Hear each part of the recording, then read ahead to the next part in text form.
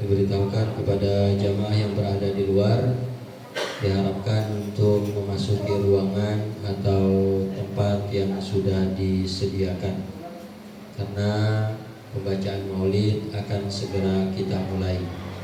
Mari bersama-sama mengisi tempat yang kosong. Kita bersama-sama untuk bersalawat kepada Rasulullah SAW. Sekali lagi, pada jamaah yang berada di luar, kami harapkan untuk segera memasuki ruangan atau rumah Sahibul Bait untuk menempati tempat kosong yang sudah disiapkan. Terima kasih.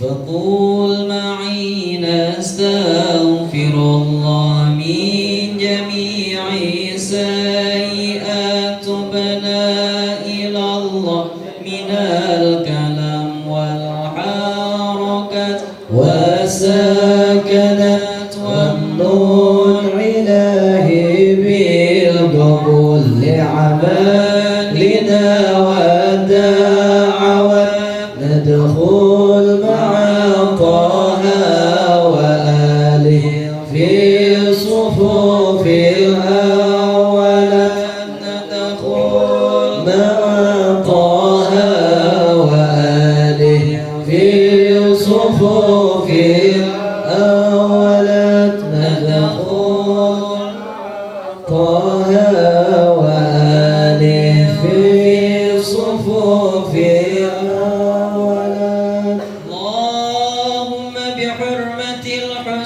الحسين وأخيه وجده وأبيه وأمه وبنيه نجنا من الغم الذي نحن فيه يا حي يا قيوم يا ذا الجلال والإكرام تسألك أن تحيي قلوبنا بنور معرفتك يا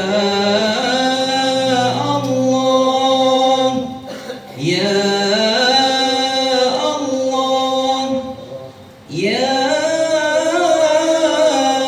الله يا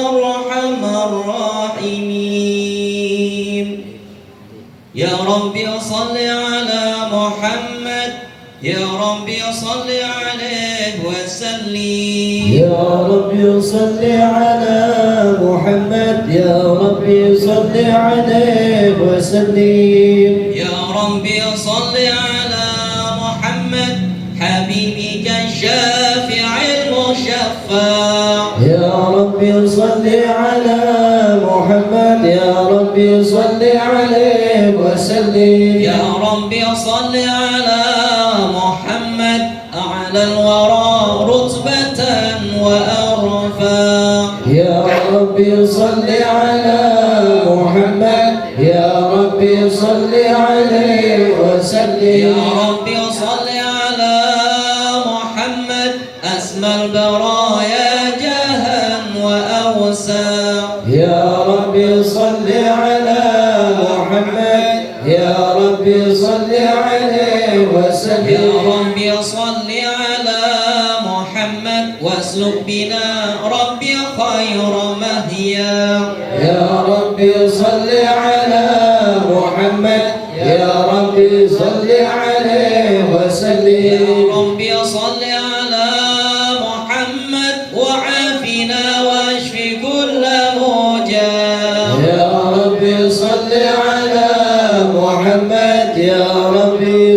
عليه وسلم يا رب صل على محمد وأصلح القلب واعف وانفع يا رب صل على محمد يا رب صل عليه وسلم يا رب صل على محمد واكفي المعادي واصرفه وردا يا رب صل على محمد يا رب صل عليه وسلم رب صل على محمد نحل في حسنك الممنع يا رب صل على محمد يا رب صل عليه وسلم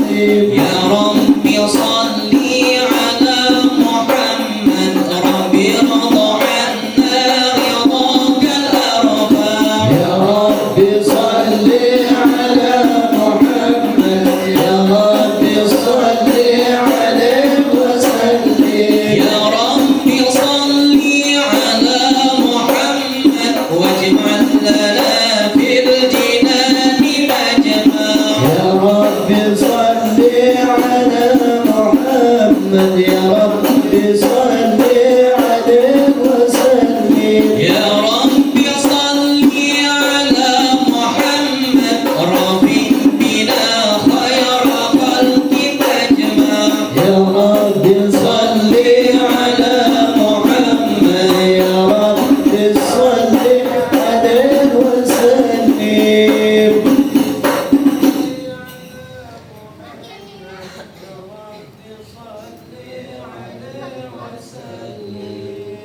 اللهم صل وسلم وبارك عليه وعلى آله. أعوذ بالله من الشيطان الرجيم. بسم الله الرحمن الرحيم.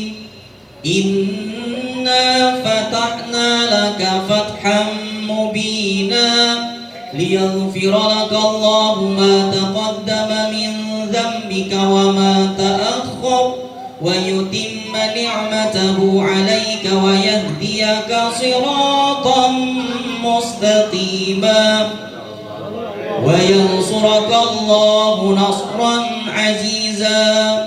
لقد جاءكم رسول من أنفسكم عزيز عليه ما عنتم حريص عليكم بالمؤمنين رؤوف رحيم. يا رحيم صلى الله عليه فإن تولوا فقل حسبي الله لا إله إلا هو عليه توكلت وهو رب العرش العظيم.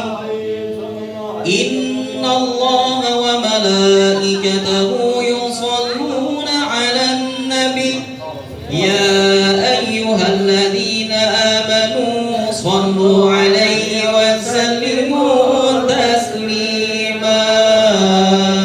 اللهم صل وسلم وبارك عليه وعلى آله الحمد لله الذي هدانا بعبده المختار من دعانا صلى الله عليه إليه بالإذن وقد نادانا لبيك يا من دلنا وهدانا. صلى الله عليه صلى عليك الله بارئك الذي بك يا مشفع خصنا وحبانا. صلى الله عليه مع آلك الأطهار معدن سرك الأسمى فهم سفن النجاة حمانا. صلى الله عليه وعلى صحابتك الكرام حماة دينك أصبحوا لولائه عنوانا.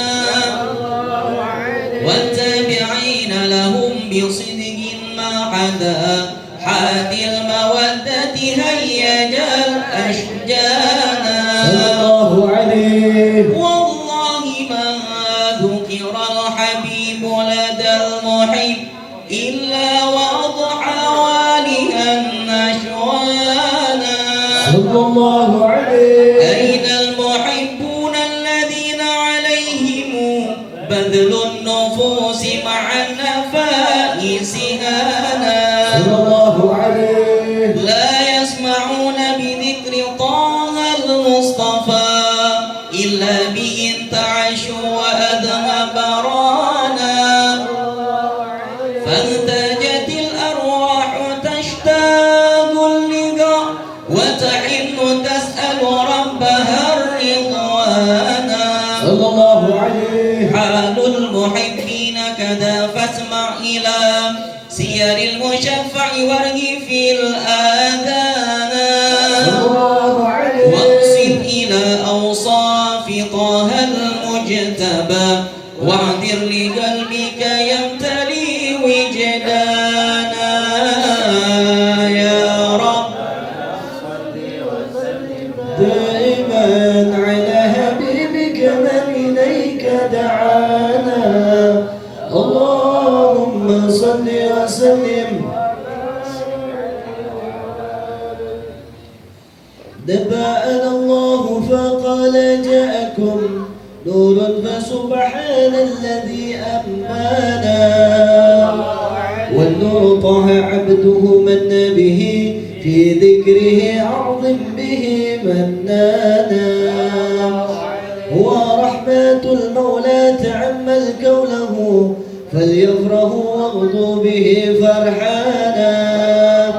مستمسكا بأروة الوثقى ومعتصما بحبل الله من أنشانا. واستسيرا أنوار من قيل متى كنت نبيا قال آدم كان. بين التراب وبين ماء فاستفق من غفلة أنت وكن يقظانا. وامر إلى أسرار ربي لم يزل ينقلني بين الخيار مصانا. لم تفترق من صحبتين إلا أنا في خيرها حتى بروزي أنا. فأنا خيار من خيار قد خرجت من نكاه لإلهي صانا. طهره الله هاماه اختاره وما براك مثله إنسانا. وبحبه وبذكره والنسر والتوكيل رب العرش قد أوصانا.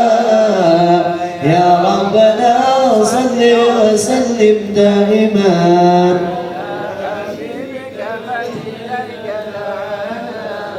اللهم صل وسلم وبارك عليه وعلى آله. الله الله الله لا إله إلا الله. الله الله الله المقدم ولي الله.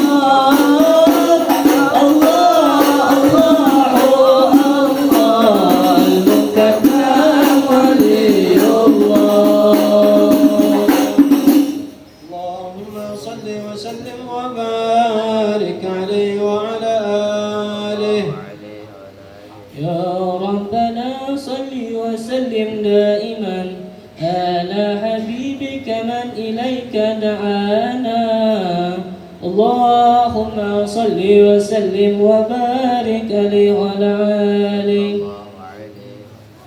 هذا وقد نصر إله نوته في كتب بيان حالنا تبيانا أخذ ميثاق النبيين لما آتيتكم من حكمة الإحسانا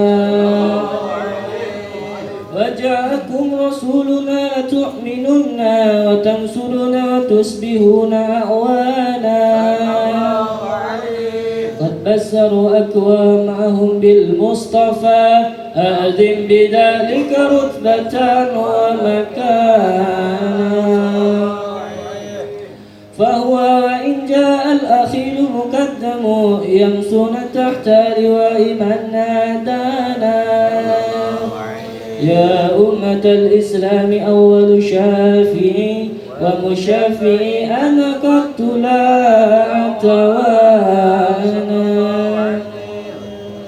حتى أناد ارفع وصلت طع كل يسمع لقولك نزم فخرك بانا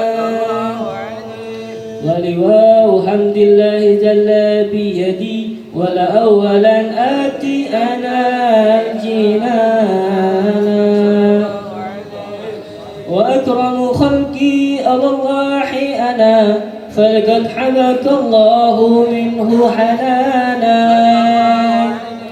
ولسوف يؤتك فترضى جل من مؤتيتك صرعا عطاه نحانا بالله كرر ذكرى اسم محمد كيما تديها للقلوب الرانا يا ربنا صل وسلم دائما على حبيبك من إليك دعانا اللهم صل وسلم وبارك عليه وعلى آله يا سيدي يا رسول الله يا من له الجمع عند الله إن المسيء قد جاءوا من ذنبنا يستغفرون الله يا سيدي يا رسول الله يا من له الجمع عند الله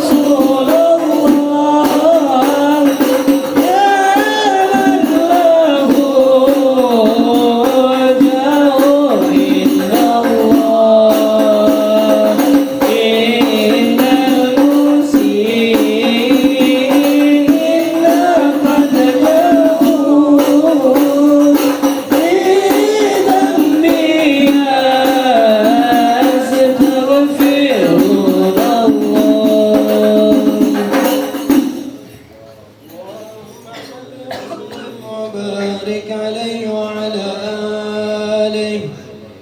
يا ربنا صل وسلم دائما على حبيبك من إليك دعانا. اللهم صل وسلم وبارك عليه وعلى آله. لما دنا وقت البروز لأحمد عن إذن من ما شاءه قد كان. صلى الله عليه. حملت به الأم الأمينة بنت وهب من لها أعلى الإله مكانا. صلى الله عليه. من والد المختار عبد الله بن عبد لمطلب رأى البرهان. صلى الله عليه. قد كان يغمر نور طه وجهه وسرى إلى الابن المصروع عيانا. صلى الله عليه وعلى آله. وهو ابن هاشم الكريم شهم بن عبد مناف ابن قصي كان. الله عليه. والده يدعى حكيما شأنه قد اعتلى أعزز بذلك شانا. صلى الله عليه. وحفت أصول المصطفى حتى ترى في سلسلة أصوله عدنانا. صلى الله عليه. فهناك قف واعلم برفعه إلى إسماعيل كان للأبي عوانا. صلى الله عليه. وحينما حملت به آمنة لم تشكو شيئا يأخذ النسوانا. وبها أحاط اللطف من رب السماء أقصى الأذى والهم والأحزان. صلى الله عليه. ورأت كما قد جاء ما علمت به أن المهيمن شرف الأكوان.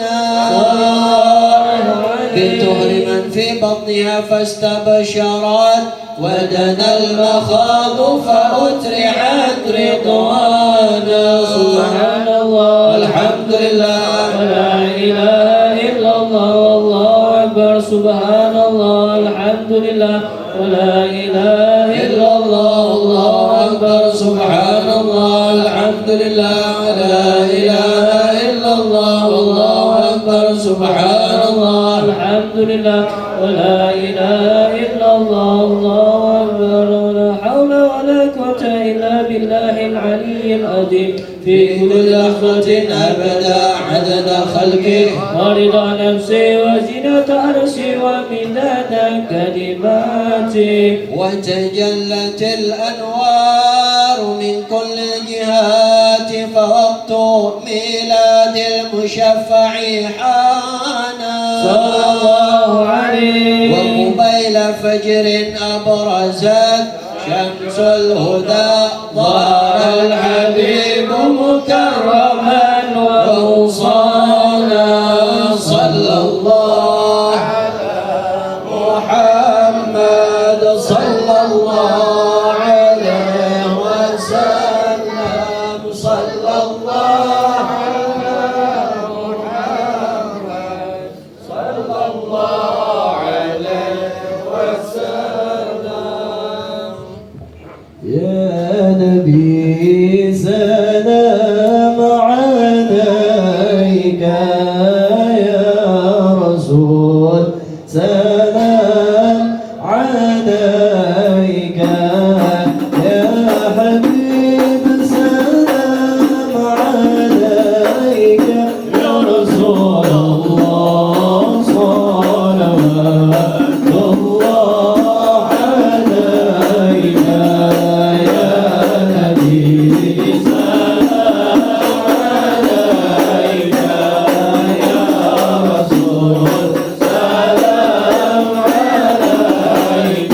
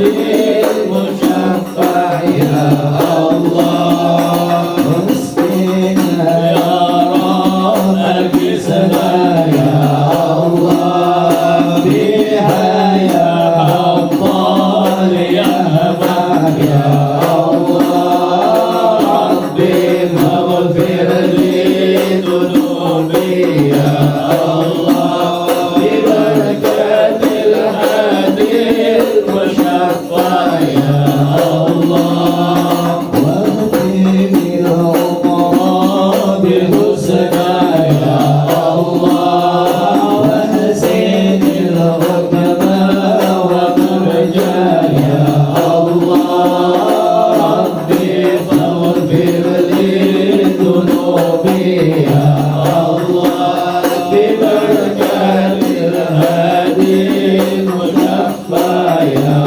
الله صلاة الله تغشى من له الحسن تكمى أحمد طه وآله وصحابه سنة عشا صلى الله على محمد صلى الله عليه وسلم صلى الله على محمد يا ربي صل وسلم اللهم صل وسلم وبارك عليه وعلى آله.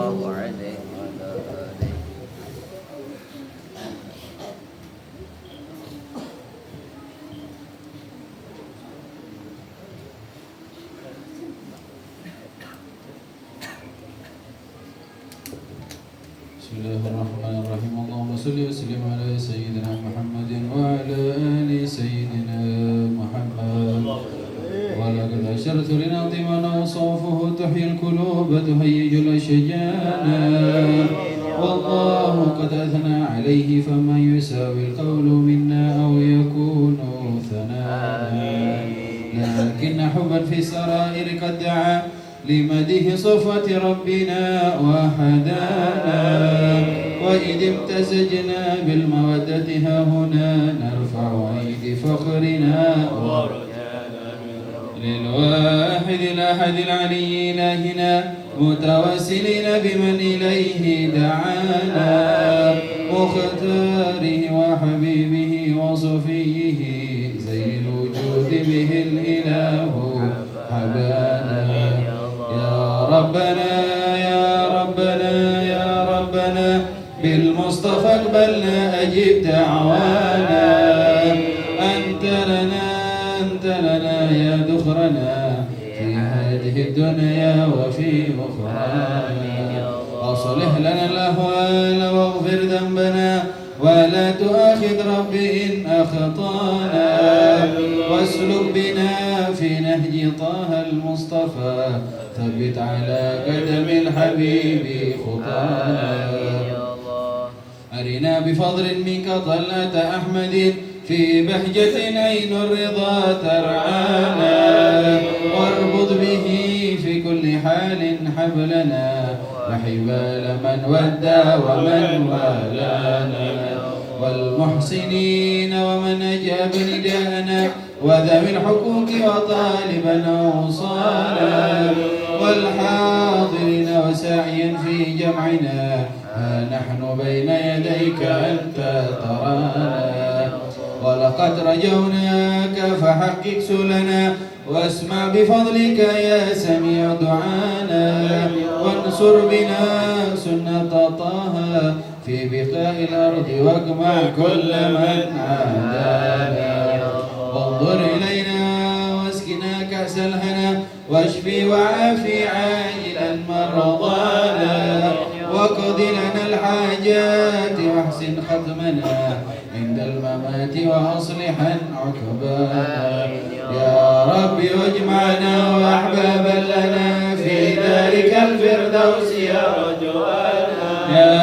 واجمعنا وأحبابا لنا في ذلك الفردوس يا رجوانا يا رب واجمعنا وأحبابا لنا في ذلك الفردوس يا رجوانا بالمصطفى صل عليه وآله ما حركت ريح الصبا أغصانا سبحان ربك رب العزة عما يصفون وسلام على المرسلين والحمد لله رب العالمين.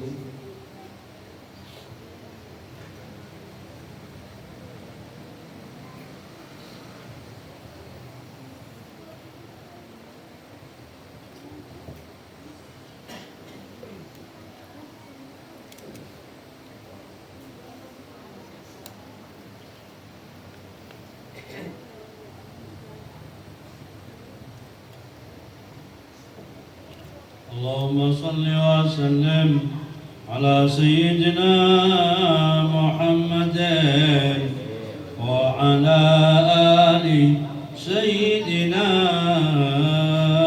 محمد عليك بتقوى الله إن كنت غافلا يأتيك بالأرزاق من حيث لا تدري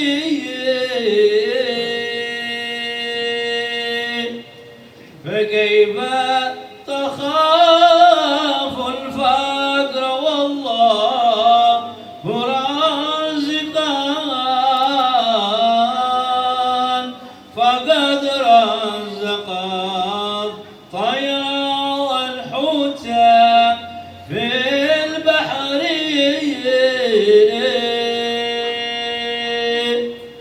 ومن ظن أن الرزق يأتي بقوة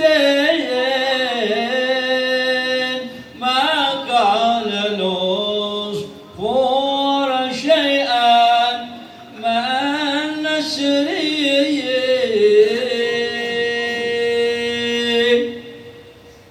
تزول عن الدنيا فإنك لا تدري إذا جن عليك الليل هل تعيش إلى الفجر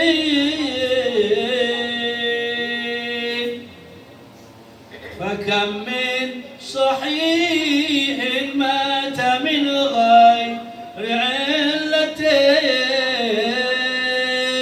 وكم من سقيم من عاش حين من الدهر وكم من فتى أمسى وأصبح ضاحكا وأقباله في الغيب تنسج وهو لا يدري وكم من صغار يلتجي لعمرهم وقد أدخلت أجسامهم ظلمة القبر وكم من عروس زينها لزوجها وقد قبضت أرواحهم ليلة القدر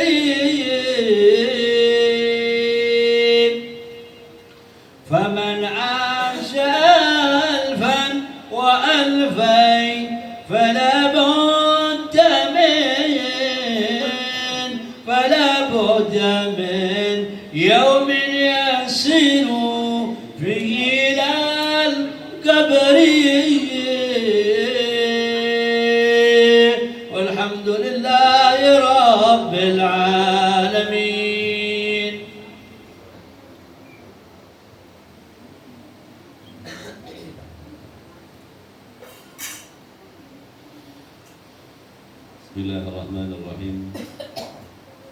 السلام عليكم ورحمة الله وبركاته. وعليكم السلام ورحمة الله وبركاته. الحمد لله الحمد لله الذي يكذف إذا شاء في قلوب المريدين لوعة الإرادة فيزعجهم إلى السلوك السبيل السعادة التي هي الإيمان والإبادة ومحو كل رسم وعادة. ونصلي ونسلم على سيدنا محمد سيد أهل السيادة وعلى آله وأصحابه السادات القادة. أما بعد، أيها الأخوة رحمكم الله, yang saya muliakan segenap para alim ulama, para habaib, para masyayikh, para tuan guru, para asatidah, wabil khusus sahibul majlis Al-Ustaz Basit. Semoga Allah Subhanahu wa ta'ala berikan beliau kemudahan di dalam urusannya. Allah berikan kepadanya kesehatan, sehingga Allah Subhanahu wa ta'ala senantiasa tunjukkan kepada beliau kebaikan demi kebaikan. Amin, Allahumma amin. Segenap hadirin hadirat, ikhwan akhwat yang dimuliakan oleh Allah, di dalam kitab Adab Sulukil Murid Imamul Haddad, seorang ulama yang berasal dari negeri Hadramut, seorang ulama yang menghabiskan waktunya di dalam penghambaan kepada Allah Subhanahu wa ta'ala. Konon ulama Hadramut ini mereka meyakini bahwa tasawuf atau tazkiyah, tasawuf itu nama sebuah ilmu, Pak. Tasawuf itu secara totalitas kita menghambakan diri kepada Allah Subhanahu wa ta'ala dan menjaga hati agar kemudian tak jatuh kepada perbuatan maksiat. Tasawuf adalah berusaha untuk menyucikan setiap apa yang ada di dalam hati pada setiap harinya dari perkara-perkara yang buruk. Mereka menjaganya. Jika salat 5 waktu adalah perkara yang memang wajib kita jaga, segala perintah Allah Subhanahu wa ta'ala harus kita jalankan. Sunnah-sunnah baginda Rasul, jika kita mampu maka kita kemudian menghidupkannya. Namun ada yang lebih berat dari itu adalah tak kala kita mampu menjaga hati kita untuk tidak membicarakan keburukan orang lain atau sibuk dengan perkara-perkara yang bukan merupakan urusan kita. Ini ulama tasawuf begitu, Pak. Lebih menyibukkan hati mereka dengan zikrullah, menyibukkan hati mereka untuk melihat segala macam kekurangan yang berada pada diri kita. Ini namanya ulama tasawuf. Mereka yang belajar tentang itu dikatakan seorang mutasawuf. Di Hadramut, orang-orang yang bertasawuf seperti ini adalah merupakan bagian dari apa yang merupakan keyakinan mereka saat mereka menuju kepada Allah Subhanahu wa ta'ala. Perlu kita ketahui ada beberapa orang tak kala ia ingin kembali kepada Allah. Ada orang-orang yang kemudian berusaha untuk sampai kepada Allah Subhanahu wa ta'ala dengan kemampuan akal. Kita mengenalnya dengan sebutan orang-orang filsuf, para ahli filsafat. Ada orang-orang yang kemudian berusaha untuk mencapai kepada Allah Subhanahu wa ta'ala dengan kebersihan hati. Ini disebut sebagai seorang mutasawwif. Ada orang-orang yang kemudian menggabungkan keduanya, menggabungkan antara tasawuf dan menggabungkan filsafat, sehingganya orang-orang yang seperti ini disebut sebagai orang-orang irfan. Kemudian kelompok yang ketiga, mereka adalah orang-orang yang mencari Allah dengan cara bertirakat, gak makan, gak minum, menghabiskan waktunya di tempat yang sepi, atau kita mengenalnya dengan bertapa kalau masa dulu. Mereka mendapatkan semua menurut keyakinan mereka masing-masing. Akan tetapi karena kita orang Islam, maka standarisasinya adalah Al-Quran dan hadis. Jika tak berkesesuaian dengan Al-Quran dan hadis, kita tidak menerimanya, Karena segala sesuatu dibuatkan oleh Allah Subhanahu wa taala yang namanya petunjuk untuk pelaksanaan ibadah Al-Qur'an dan hadis. Nah, ulama Hadramut mereka orang-orang yang berpegang kepada tasawuf murni yang diajarkan oleh Imamul Ghazali. Sehingganya beliau Imamul Ghazali di dalam kitabnya Ihya Ulumuddin bercerita tentang dari awal perjalanan manusia sampai kemudian harus kembali kepada Allah. Mereka menetapkan, Imamul Ghazali menetapkan bahwa hati adalah sesuatu yang paling harus sangat kita jaga agar kemudian tak jatuh kepada perbuatan maksiat setelah melaksanakan kewajiban. Nah, Imamul Haddad salah satu pengikut dari ajaran Imamul Ghazali, ia adalah seorang mutasawwif. Kata beliau di dalam kitabnya Adab Sulukil Murid, wa awwalu syai'in yabda'u bihil murid. Pertama kali yang harus dilakukan oleh seorang murid untuk kembali kepada Allah. Murid maksudnya orang yang menginginkan dirinya untuk kembali kepada Allah. Allah tujuan kita, Pak. Darinya kita diciptakan, olehnya kita diciptakan, kepada Allah Subhanahu wa taala kita mengabdi, dan kepadanya lah tujuan kita akhirnya harus kembali.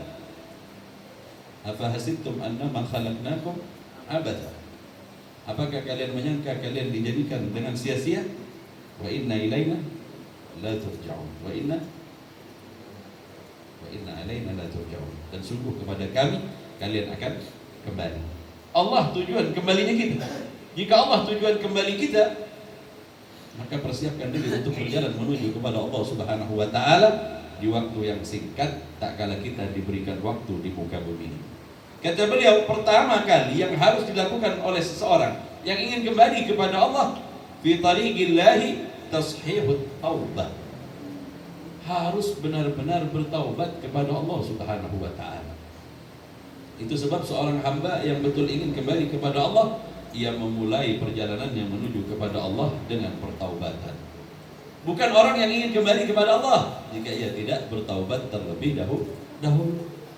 Itu sebab kalau kita belajar tentang tarekat, di dalam tarekat itu sebelum seseorang kemudian melakukan zikir hati, itu dimulai terlebih dahulu dengan bacaan istighfar. Selesai sholat kita membaca istighfar. Hampir pada setiap waktunya kita memulai setiap ibadah-ibadah kita dengan beristighfar kepada Allah, meminta ampunan kepada Allah Subhanahu wa taala. Orang yang diilhamkan kepadanya untuk bertaubat kepada Allah, ia adalah orang yang dicintai oleh Allah Subhanahu wa taala. Lihat di dalam Al-Qur'an, innallaha yuhibbut tawwabina wa yuhibbul mutatahhirin. Sesungguhnya Allah Subhanahu wa taala mencintai orang yang menyucikan diri. Innallaha yuhibbul tawwabin. Di situ kalimatnya tawwabin. Tawwabin dalam bahasa Arab jika ada tasdidnya, jatuh ke dalam dosa kembali kepada Tuhan, jatuh kepada dosa kembali lagi kepada Tuhan. Jangan pernah bosan untuk kembali kepada Allah. Karena apa? Iblis berharap kita kemudian putus asa setelah melakukan dosa. Iblis itu cari teman, Pak. Iblis kalau ada satu orang yang kemudian telah melakukan banyak dosa besar, iblis ini bilang apa? Udah, model ente ini gak bakalan bisa selamat lagi. Itu maksudnya iblis cari teman dalam perjalanan.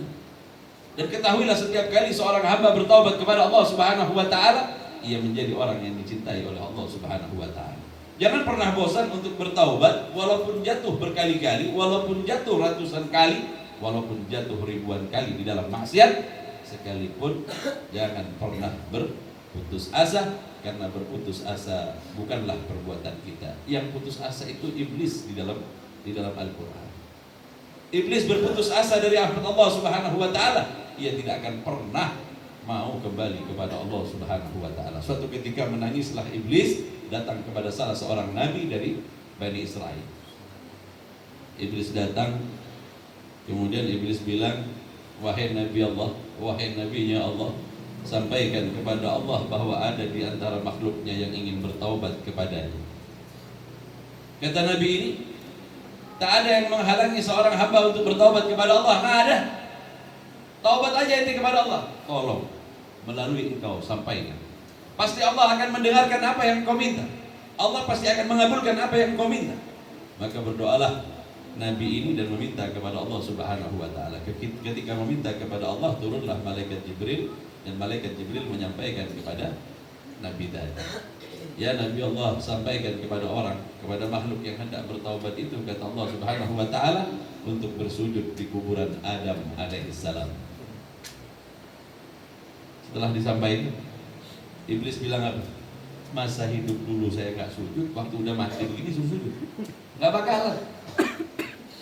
Utus sudah rahmat Allah kepada Iblis, dan Iblis takkan pernah ia kemudian mau bertaubat kepada Allah dari apa yang pernah ia lakukan. Naudzubillah wal iyadzubillah. Maka Iblis kemudian mengajak setiap hamba agar berputus asa setelah jatuh ke dalam perbuatan dosa.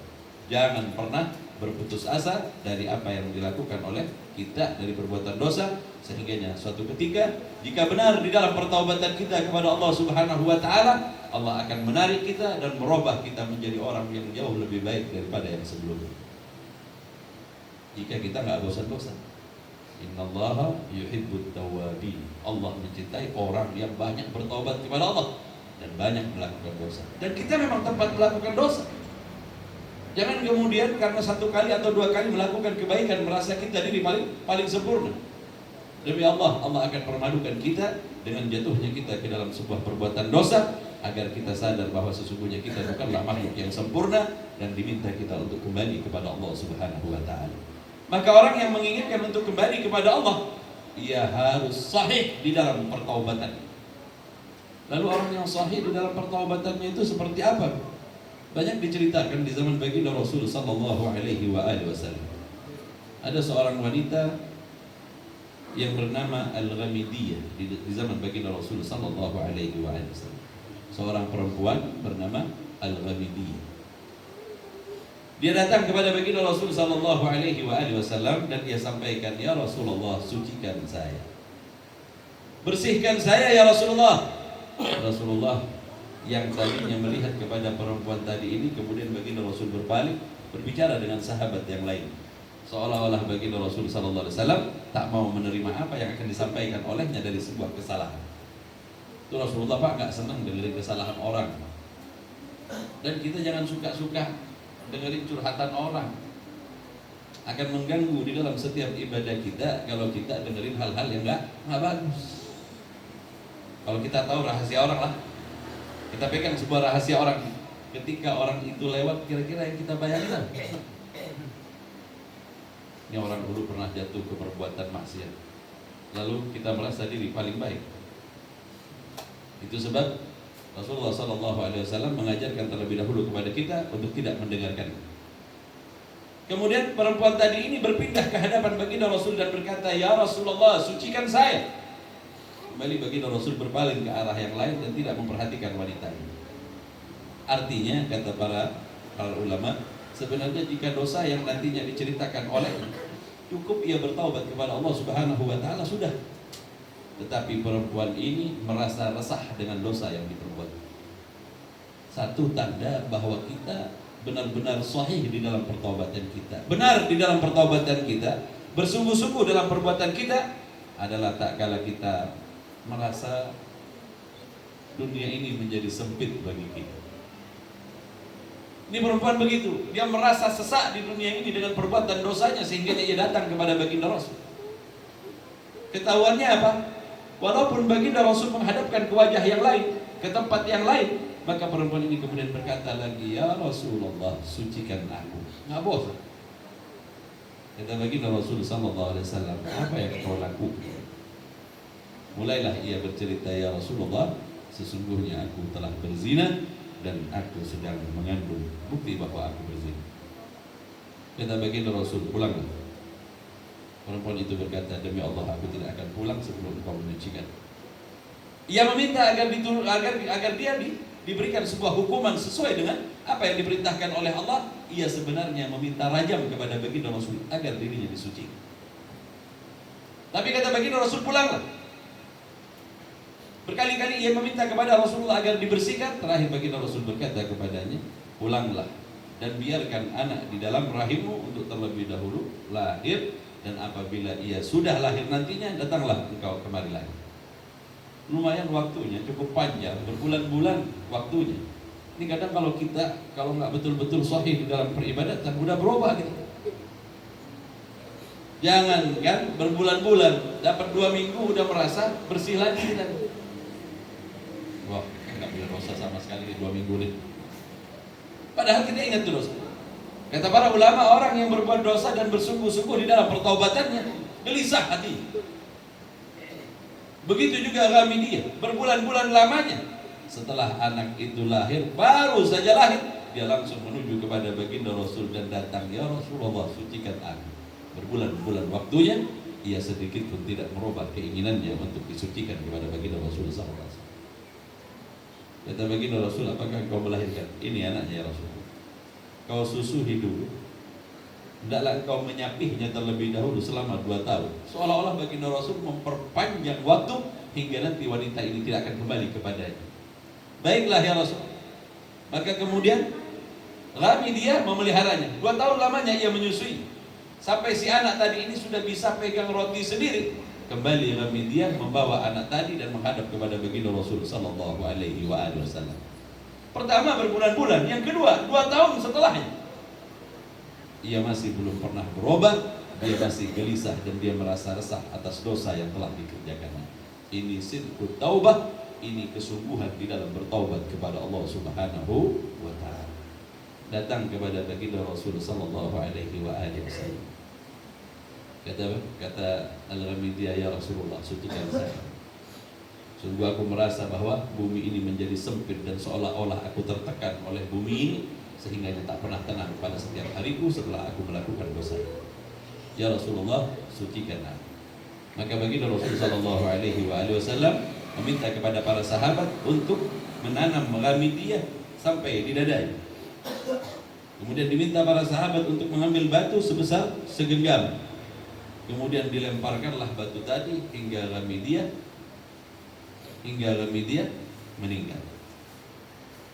Ketika meninggal, baginda Rasul sallallahu alaihi wasallam meminta Ghamidiyah untuk dikafani dan baginda Rasulullah yang menjadi imam.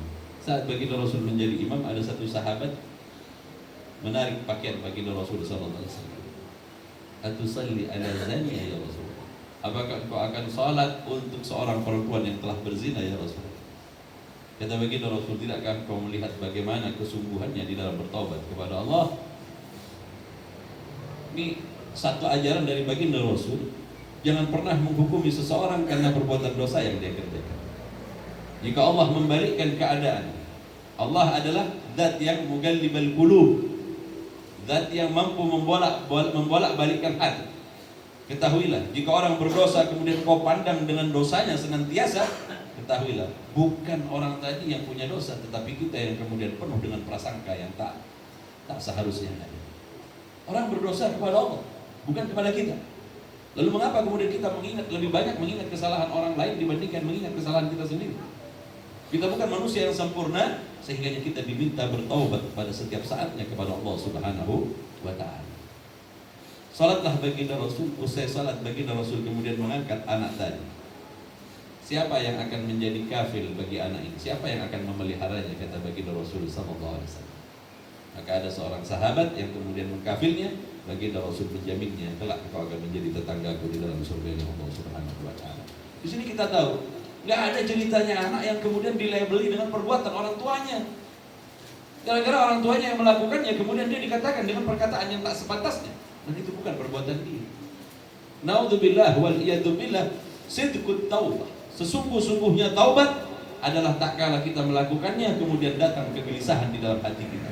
Berhari-hari bahkan berbulan-bulan, bahkan sampai kapanpun kita tidak akan pernah melupakan dosa yang kita perbuat, sehingga hal ini mengantarkan kita kepada kesungguhan di dalam bertaubat. Ini awal untuk dijadikan oleh kita sebagai pijakan kembali kepada Allah. Jika sudah ada sidqut taubah, keinginan untuk bertaubat kepada Allah yang demikian, berjalanlah menuju kepada Allah, maka sekali-kali engkau tidak akan pernah kecewa dengan perjalanan menuju kepada Allah. Engkau akan mendapatkan segala sesuatu yang kau inginkan tak kalah kembali kepada Allah Subhanahu wa ta'ala. Sidqut taubah ini yang susah. Sidqut taubah ini adalah sesuatu yang sungguh-sungguh sulit dan tidak akan pernah datang kepada seseorang kecuali Allah memberikannya. Mintalah kepada Allah sidqut taubah, kesungguhan di dalam pertobatan. Di waktu yang lain datang lagi satu orang, seorang laki-laki, dan berkata kepada baginda Rasul sallallahu alaihi wasallam, "Ya Rasulullah, aku telah melakukan dosa yang besar," kata sahabat ini, seorang sahabat laki-laki. Kemudian baginda Rasul, seolah-olah baginda Rasul untuk mengajarkan kepada kita untuk tidak berputus asa dari perbuatan dosa. Kata baginda Rasul, "Akankah dosamu sebesar bumi?" Dia berkata, "Sungguh demi Allah, dosaku jauh lebih besar dibandingkan bumi." "Apakah dosamu seluas langit?"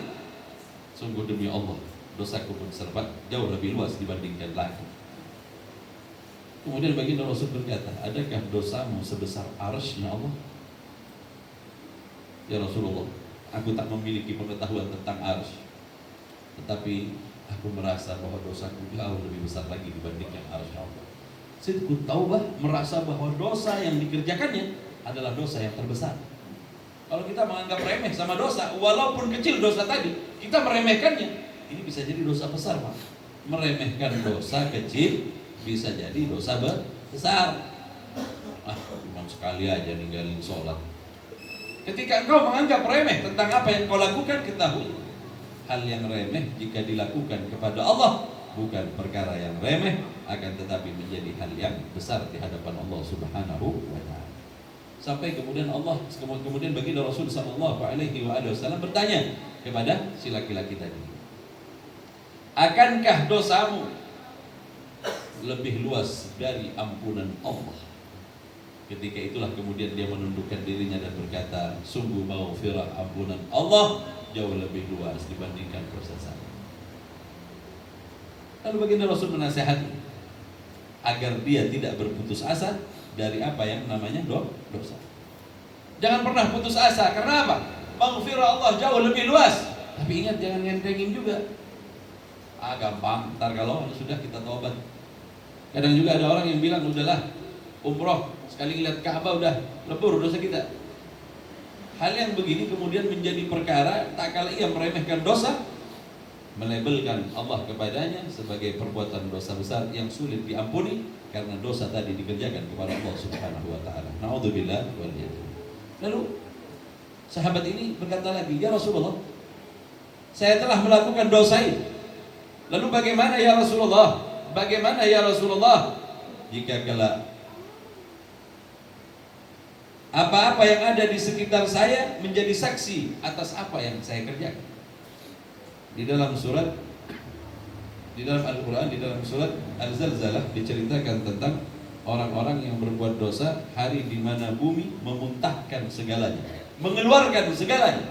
Kata para mufassir, di antara yang dikeluarkan oleh bumi adalah cerita tentang orang-orang yang pernah berbuat dosa di atas. Mereka bercerita tentang orang-orang yang berbuat dosa di atas. Bumi kemudian memuntahkan segalanya atas apa yang ia ketahui dari apa yang pernah kita kerjakan. Bumi akan menjadi saksi kelak ya Rasulullah atas perbuatan dosa. Kata baginda Rasul sallallahu alaihi wasallam, baginda Rasul berkata, hari di mana Allah Subhanahu wa taala melipat bumi dan menggantinya dengan bumi yang baru. Kalau engkau benar di dalam pertaubatan, besok-besok bumi ini enggak ada lagi.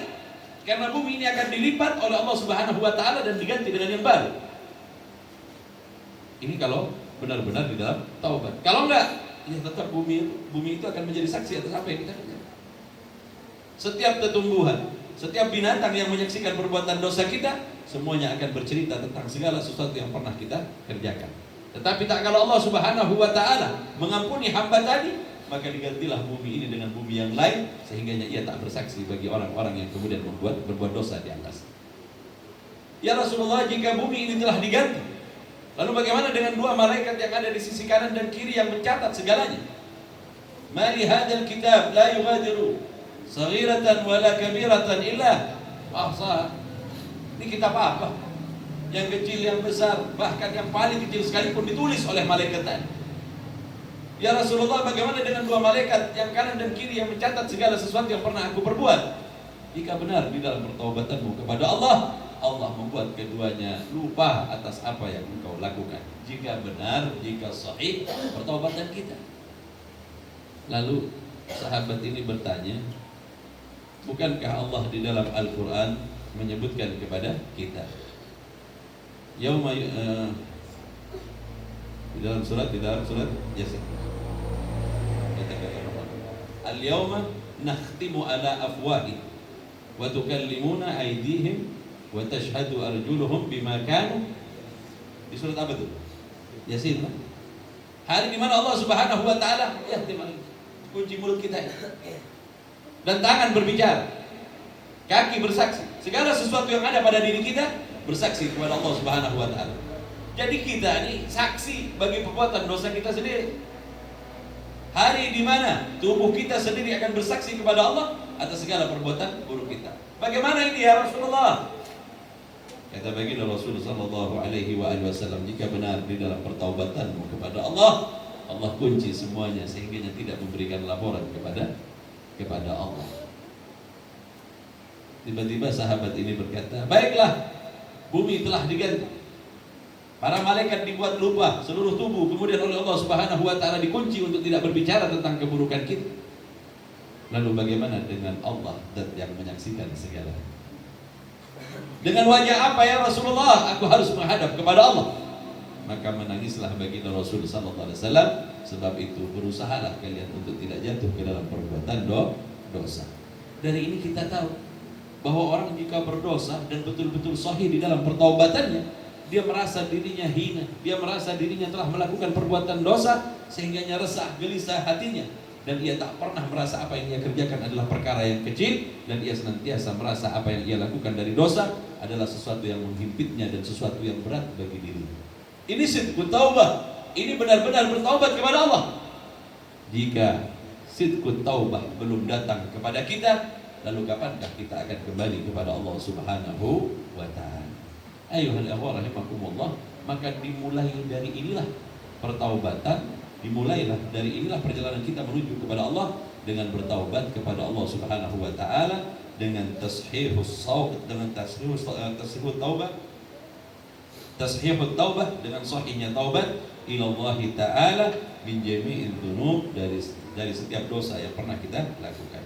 Wa in kana alaihi syai'un minal madhalim, sedangkan jika dosa tadi kita lakukan kepada orang, maka kita harus meminta ikhlas, atau kita kemudian menggantikan atas apa yang telah kita lakukan. Jika ia adalah sebuah pukulan, maka engkau meminta ridhanya atau meminta kepadanya untuk membalas. Jika engkau mengambil barangnya, maka kembalikan barang tadi. Jika barang itu telah engkau habiskan, maka alangkah lebih baiknya kemudian engkau mengganti dengan harganya. Jika itu yang kita lakukan kepada orang lain, falyubadir biadaiha, maka bersegeralah untuk mengembalikannya, ila arbabiha, kepada pemiliknya, in amkana, wa illa fayatlubul ihlal minhum, atau kita meminta halalnya kepada mereka dari apa yang kita lakukan. Karena dosa kepada Allah ini enggak melibatkan orang lain, Pak. Tetapi jika kita bersalah kepada orang lain, diminta kita untuk halalnya, kita minta ridhanya. Lalu Bib, yang jadi masalah orang yang pernah saya zalimi dulu udah meninggal. Ini kan bingung kita lah. Dulu saya pernah zalim Bib sama satu orang. Gimana nih Bib? Sebagian ulama menyebutkan, keluarkanlah sebagian dari sedekahmu, kemudian sedekahkan atas namanya. Jika hutang piutang yang kau miliki kepada orang yang telah meninggal, kemudian Allah berikan kepada kita kesempatan untuk membayarnya, tapi orang tadi udah meninggal, bagaimana? Maka carilah ahli warisnya.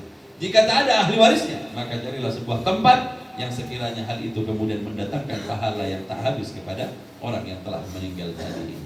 Ingat, jika kesalahan kita kepada seseorang, mintalah ampunan kepadanya atau mintalah maaf kepadanya. Dan jika kita bisa mengembalikan barangnya, kita kembalikan, atau kita kembalikan harganya. Dan jika tidak, berikan kepada ahli warisnya. Dan jika tidak ada lagi, maka serahkanlah kepada sebuah tempat yang sekiranya mengalirkan pahala untuk orang tadi yang punya barang yang telah kita zalimi tadi.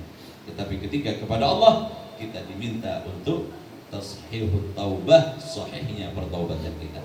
Ayuhal ikhwah rahimakumullah, maka ini adalah jalan pertama bagi orang untuk kembali kepada Allah Subhanahu wa taala.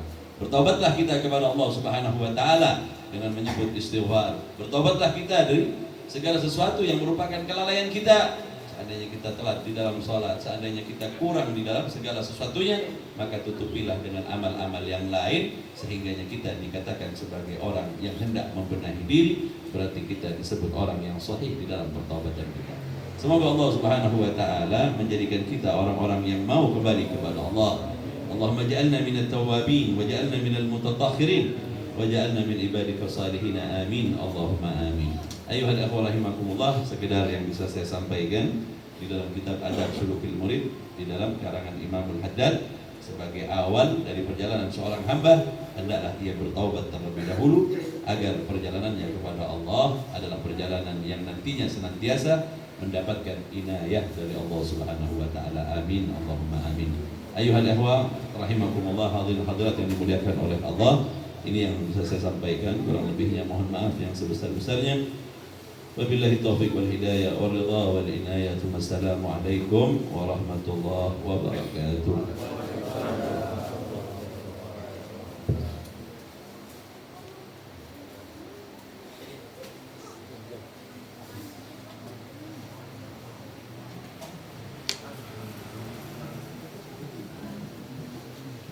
اللهم صل على سيدنا محمد. اللهم صل على رسولك سيدنا محمد. اللهم صل على سيدنا محمد وعلى آل سيدنا محمد. تقبل الله منكم منا ومنكم تقبل يا كريم.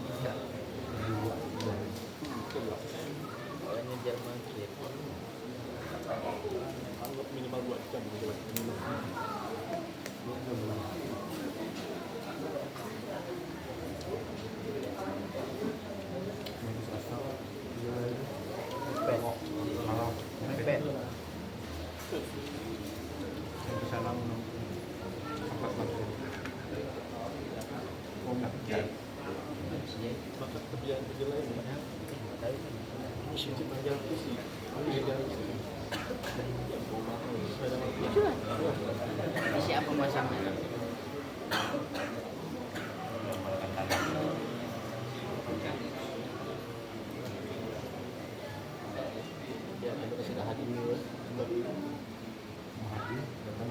Sekolah aja.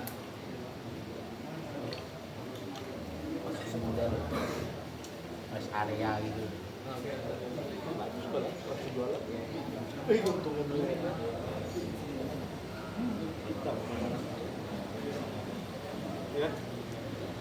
Korea ada sana pinggir jalan.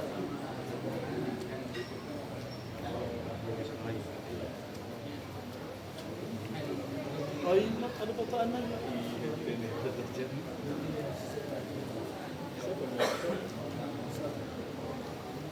Beliau nih kalau suka.